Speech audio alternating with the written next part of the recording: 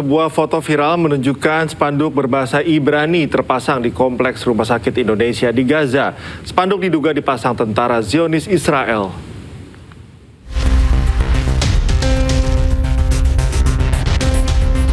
Foto yang beredar memperlihatkan spanduk di sisi timur laut gedung Rumah Sakit Indonesia di Gaza. Dalam spanduk tersebut tertulis kutipan berbahasa Ibrani terkait operasi militer Israel. Sumber lokal menyebut kejadian ini terjadi sejak awal April saat tentara Israel masuk dan melakukan perayaan hingga ke atap gedung rumah sakit.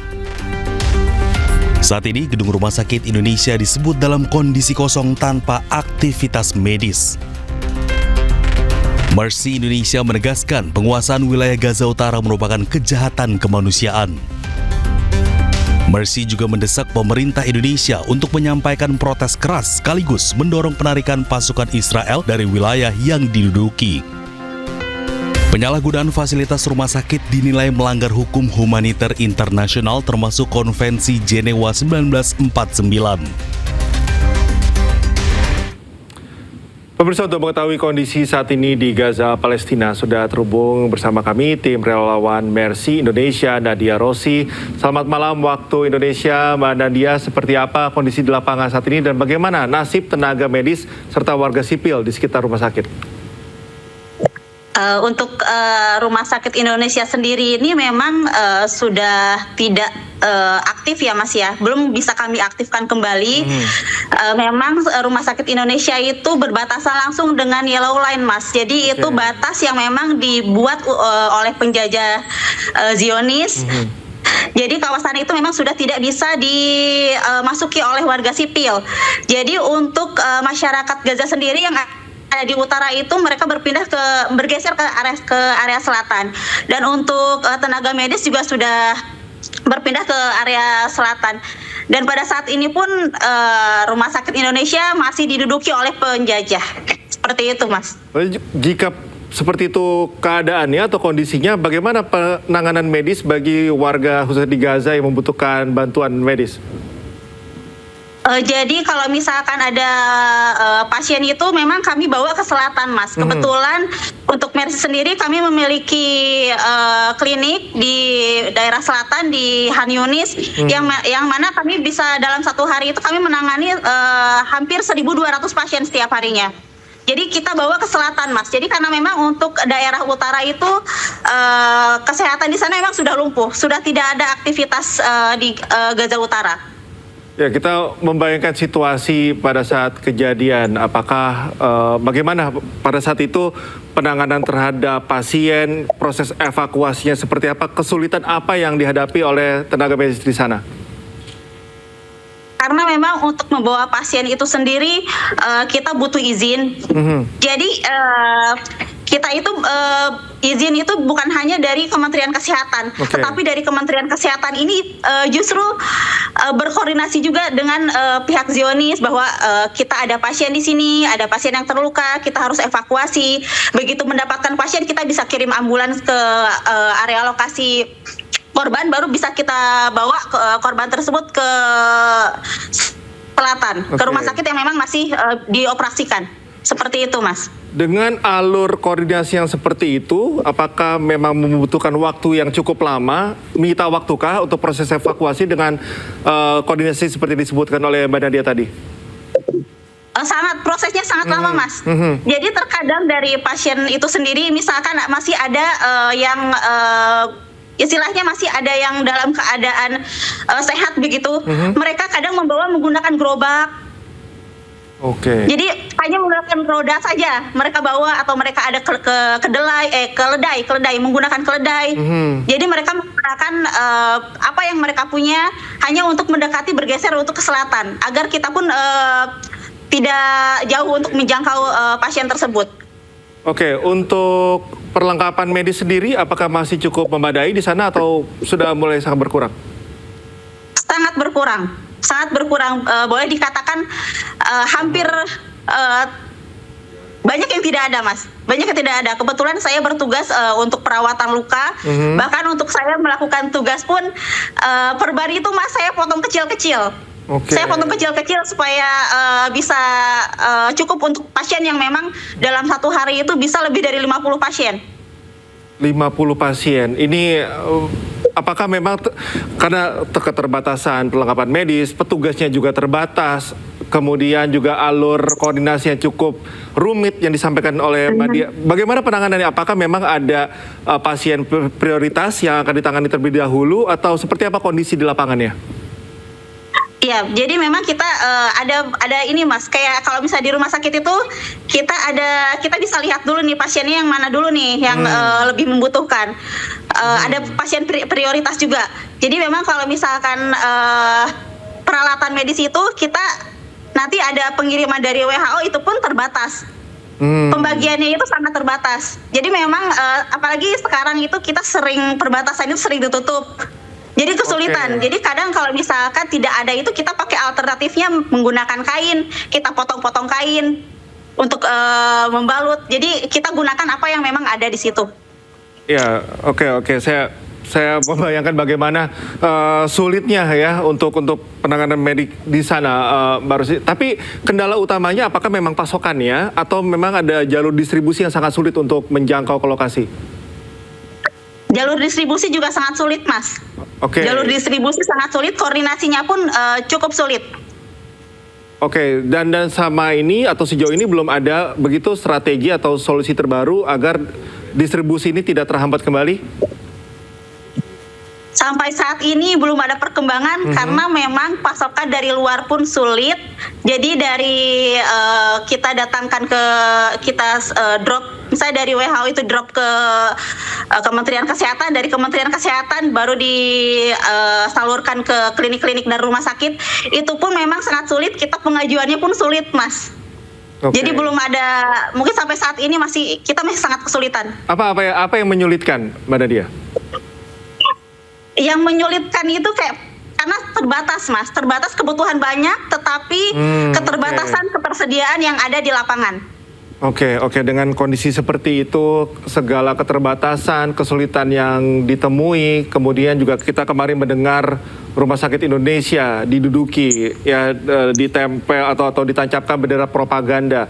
Apa yang terlintas di benak Anda, Mbak Nadia, mendengar atau melihat kenyataan seperti itu? Saya melihat rumah sakit kita, Rumah Sakit Indonesia yang memang itu dibangun dari swadaya masyarakat, itu merupakan, menurut pandangan saya itu adalah pelecehan ya Mas ya, itu kejahatan. Bahkan dari warga Gaza ini sendiri itu rumah sakit itu sebagai tali persaudaraan, dan untuk kita sendiri Indonesia itu Rumah Sakit Indonesia itu kan suatu kebanggaan, Mas. Tentu saja kami merasa mungkin terluka ya, tidak hanya warga Gaza tetapi saya sebagai warga Indonesia saya pun terluka melihat keadaan seperti itu. Baik, pemerintah sudah melayangkan protes ya atas tindakan tersebut. Bagaimana Mercy melihat hal ini? Untuk Mercy sendiri memang sudah mendorong pemerintah Indonesia agar melakukan protes ya ke jalur internasional agar penjajah ini segera menarik mundur pasukannya di daerah Gaza yang memang mereka duduki ini kan secara ilegal. Seperti itu, Mas. Kalau melihat tindakan ya militer Israel atau Zionis Israel seperti itu, apakah itu hal yang sering dilakukan atau baru kali ini ada fenomena seperti ini? Bukan untuk yang pertama kali, memang sebelumnya selama perang sempat diduduki dan gencatan senjata kami bisa buka kembali, kemudian perang kembali, kemudian mereka membuat batasan yellow line itu, sehingga mereka itu membuat batasannya pun persis di belakang Rumah Sakit Indonesia batasannya. Jadi memang kita sudah tidak bisa memasuki area tersebut. Untuk saat ini artinya ada berapa fasilitas kesehatan atau rumah sakit yang masih bisa beroperasi di sana? Diulang Mas, maaf. Untuk fasilitas kesehatan bagi warga Gaza dan juga atau rumah sakit yang masih bisa beroperasi di sana, yang Anda ketahui ada berapa di sana? Di sini masih ada beberapa rumah sakit yang masih beroperasi. Mungkin bukan masih beroperasi, tapi mulai diaktifkan kembali itu Rumah Sakit Syifa yang ada di Kota Gaza. Itu merupakan rumah sakit terbesar, dan untuk di selatan itu ada An-Nasr. Oke, ada dua rumah sakit yang ada dua rumah sakit besar. Oke, beroperasinya itu apakah bisa secara optimal atau masih dalam keterbatasan? Masih dalam keterbatasan. Apa keterbatasan yang Anda lihat di sana? Sama seperti yang saya katakan, keterbatasan alat dan keterbatasan obat-obatan. Oke. Dengan pasien yang banyak, tetapi fasilitas kesehatan dan peralatan medis dan juga obat-obatan yang sangat kurang. Artinya untuk pasokan perlengkapan atau peralatan medis sebetulnya secara kuantitatif ini sudah mencukupi, hanya distribusinya saja atau memang pasokannya masih kurang? Pasokannya masih kurang. Oke, apa perlengkapan medis yang mungkin krusial dibutuhkan untuk penanganan medis di sana? Untuk perlengkapan ini mungkin untuk hal-hal yang kecil ya, obat-obatan itu yang paling sering kita gunakan itu obat bius, Mas. Oke. Obat bius itu sangat terbatas. Jadi untuk kayak misalnya untuk pasien luka entah itu untuk ada robekan apa, terkadang untuk 3 ataupun 4 jahitan itu kita tidak menggunakan bius sama sekali. Tidak menggunakan bius sama sekali karena memang tidak tersedia. Itu bisa dibayangkan beberapa. Kalau Anda melihat korban di sana ya, untuk warga, apa rata-rata yang diderita oleh warga Gaza di sana? Kebanyakan itu dari mereka luka bakar dan patah tulang karena reruntuhan, ataupun dari bom itu sendiri kan pecahannya itu bisa mengenai tulang itu bisa sampai patah, Mas. Dan itu dirasakan dari kalangan usia, artinya dari mulai anak-anak sampai lansia misalnya? Benar. Untuk anak-anak lebih banyak mereka luka bakar. Luka bakar ini banyak diderita oleh anak-anak. Untuk mungkin lansia sendiri apa yang rata-rata dialami oleh mereka? Patah tulang. Patah tulang sangat banyak. Oke. Karena dari reruntuhan, kebanyakan memang tertimpa reruntuhan, Mas. Oke, ini rumah sakit dibangun juga dari donasi rakyat Indonesia. Apa sebetulnya arti atau makna yang dimaknai oleh pihak Mercy dan juga masyarakat Gaza dengan keberadaan fasilitas medis di sana? Untuk Rumah Sakit Indonesia ini kan dananya dari masyarakat Indonesia, itu adalah bentuk nyata dari solidaritas masyarakat Indonesia untuk Gaza. Dan untuk Gaza sendiri, Rumah Sakit Indonesia ini simbol dari persaudaraan, dan mereka itu memang menganggap Indonesia itu sebagai saudara mereka. Seperti itu, Mas. Ya, mungkin banyak juga kita di Indonesia yang bertanya-tanya begitu bagaimana warga Gaza menilai sikap Indonesia dan juga kehadiran warga Indonesia di sana. Mungkin bisa berbagi pengalaman, Mbak Nadia, terkait dengan hal itu. Jadi memang alhamdulillah, kalau dulu waktu pertama, karena memang ini bukan misi saya yang pertama, Mas. Saya dari 2024 saya sudah memasuki Gaza. Jadi waktu pertama itu saya masih dipanggilnya Cina. Tapi untuk saat ini mereka sudah tahu saya dari Indonesia. Jadi begitu saya lewat langsung ditunjuk Indonesia, I love you, Indonesia, I love you. Jadi itu aja yang mereka. Jadi sesulit apapun mereka tetap optimis dengan hidup mereka, dan mereka selalu mengatakan kepada saya bahwa Indonesia itu selalu memberikan dukungan untuk mereka. Mereka tahu kalau misalnya Indonesia itu menjadi di Indonesia itu selalu menyuarakan untuk kemerdekaan Palestina. Ya, mereka mengapresiasi hal itu yang ya tentunya hal yang kita syukuri gitu ya, karena memang begitu berusaha untuk maksimal memberikan bantuan kepada warga Gaza. Lalu informasi terkini ini Mercy Indonesia ini memperkuat layanan medis ya di jalur Gaza dengan mengirim emergency medical team atau EMT ke-13. Perkembangannya bagaimana saat ini, Mbak Nadia, khususnya untuk dokter spesialis fisik dan rehabilitasi ya yang kami dengar informasinya? Ya. Jadi untuk dokter rehab medis ini baru datang di hari Kamis kemarin, Mas. Jadi hari ini beliau masih mungkin masih melihat apa yang dibutuhkan. Jadi hari ini beliau baru mengunjungi satu klinik memang itu klinik yang memang Mercy dukung ya. Insya Allah mungkin untuk besok kami akan melakukan asesmen kembali di rumah sakit yang memang khusus rehabilitasi medis itu di Gaza, di kota Gaza. Seperti itu, Mas. Oke, nantinya Jadi baru 2 hari. akan bersiaga di mana? Apakah di Gaza atau nanti distribusi untuk penugasannya akan dibagi-bagi ke beberapa wilayah? Insya Allah untuk pembagiannya dokter kami akan bertugas di Gaza Selatan dan juga di kota Gaza.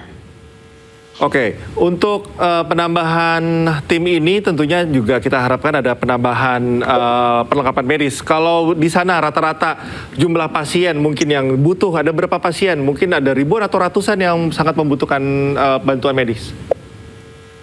Bantuan medisnya khususnya untuk apa, Mas? Bantuan medis Gaza. Kalau misalkan memang di klinik kita saja tiap hari itu kami melayani lebih dari 1.200 pasien setiap harinya. Lebih dari 1.200 pasien setiap hari? Setiap hari. Oke. Bagaimana untuk di wilayah lain? Mungkin juga berkoordinasi dengan petugas lainnya mengenai total jumlah pasien yang sangat membutuhkan bantuan medis? Rata-rata memang untuk rumah sakit dan klinik itu pasien di atas 1.000, Mas. Bahkan untuk klinik kecil. Oke, dengan total petugas medis dari Mercy dan juga mungkin dengan tim lainnya, apakah bagaimana, kewalahankah atau masih tertangani?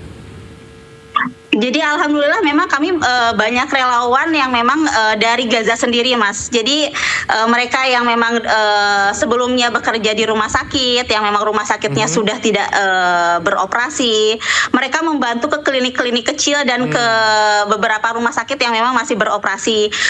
Kewalahan memang kewalahan. Kalau dibilang kurang, memang kita kurang tenaga ya, Mas ya. Tidak hanya tenaga yang kurang, peralatan medis yang kurang.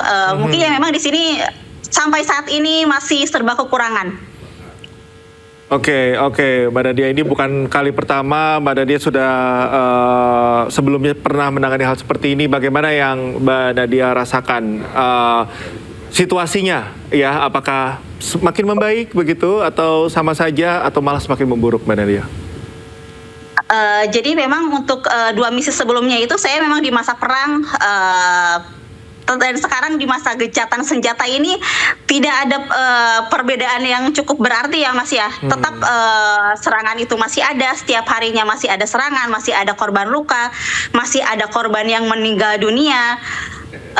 Jadi saya itu memang datang ke sini.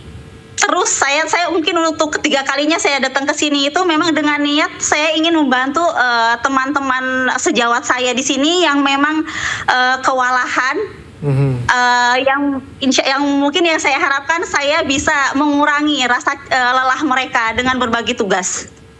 Oke, Mbak Nadia, terima kasih sudah meluangkan waktu berbagi cerita dan juga berbagi informasi bersama kami di Breaking News. Tetap jaga kesehatan dan titip salam kami untuk rekan-rekan juga di sana. Insya Allah.